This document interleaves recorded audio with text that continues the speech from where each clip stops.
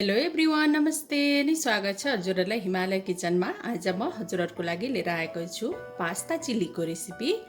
अब यसलाई सजिलो गरेर मिठो गरेर कसरी बनाउने भनेर म हजुरहरूलाई देखाउँदैछु। यसको लागि मैले एक ठुलो चम्चा तेललाई प्यानमा तताउन राखिसकेको छु। अब मैले यसमा फुराएँ 4-5वटा लसुनको पोटीलाई यसरी मसिनो पारेर काटेर लिएको छु र एउटा हरियो खुर्सानी मसिनो गरेर काटेको छु।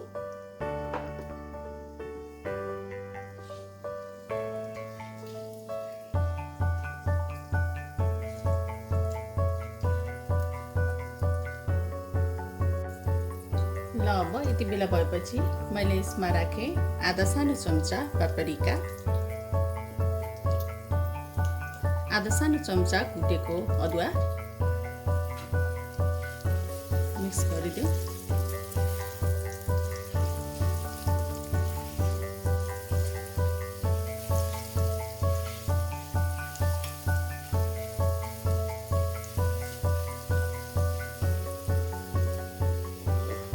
अब मैले यसमा राखेँ एउटा सानो प्याज, त्यसैगरी आधा हरियो क्याप्सिकम र केही हरियो प्याजको पत्ताहरू चलाइदिउँ।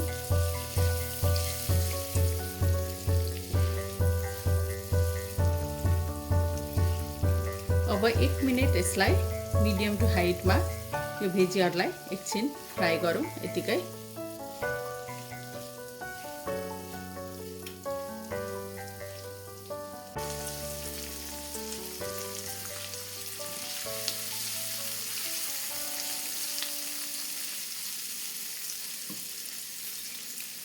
अब यति बेला भएपछि मैले राखेँ थोरै नुन,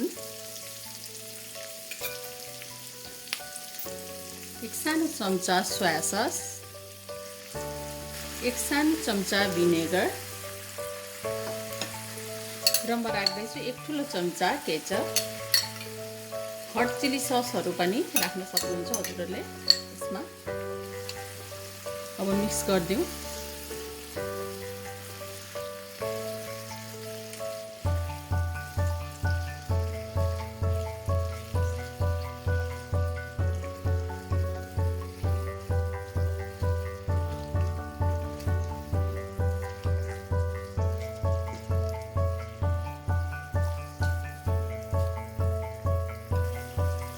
र अब यति बेला मैले राखेँ यसमा 1 कप बोइल्ड पास्ता,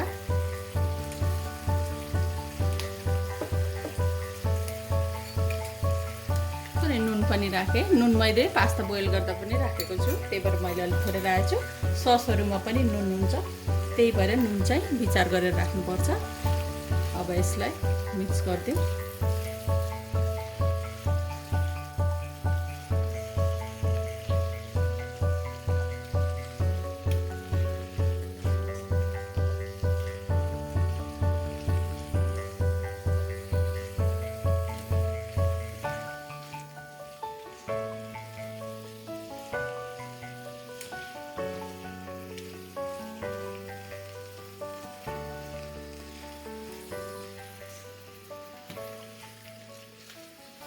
र मैले राखेँ एउटा सानो बोइल्ड गरेर काटेको टमाटरलाई।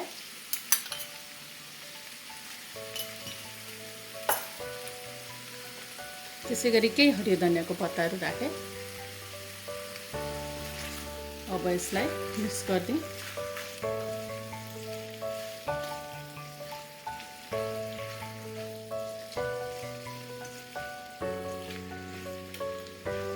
अब यसलाई 1-2 मिनट जति फेरि मिडियम टु हाइटमा यतिकै यसरी चलाउँदै पकाउनु पर्छ।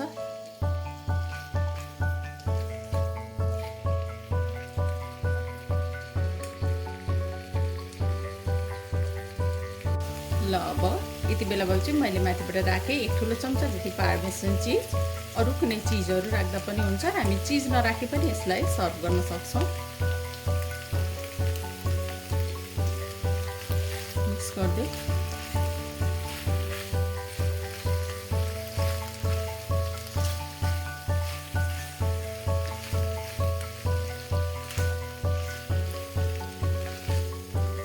एकदमै मिठो हेर्दै खाउँ लाग्ने पास्ता चिल्ली चाहिँ अब बनेर खानको लागि रेडी भएको छ।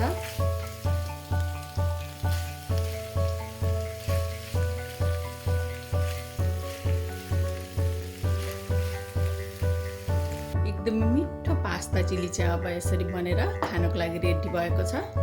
हजुरहरू पनि यसै गरी पास्ता चिली बनाएर अवश्य पनि इन्जोय गर्नु होला, ट्राई गर्नु होला, एकदमै मिठो हुन्छ। हस् त यो रेसिपी हजुरहरूलाई राम्रो लाग्यो भने हाम्रो भिडियोलाई लाइक, कमेन्ट, सेयर गरिदिनु होला। यस्तै रेसिपीहरूको लागि हाम्रो च्यानललाई सब्सक्राइब पनि गरिदिनु होला। सब्सक्राइब गरिसकेपछि नजिकै रहेको नोटिफिकेसन बेललाई पनि अवश्य पनि क्लिक गरिदिनु होला। फेरि पनि यस्तै मिठो प्रकारको रेसिपी लिएर आउने नै छु। हाम्रो भिडियो हेरिदिनु भएकोमा हजुरहरूलाई धेरै धेरै धन्यवाद।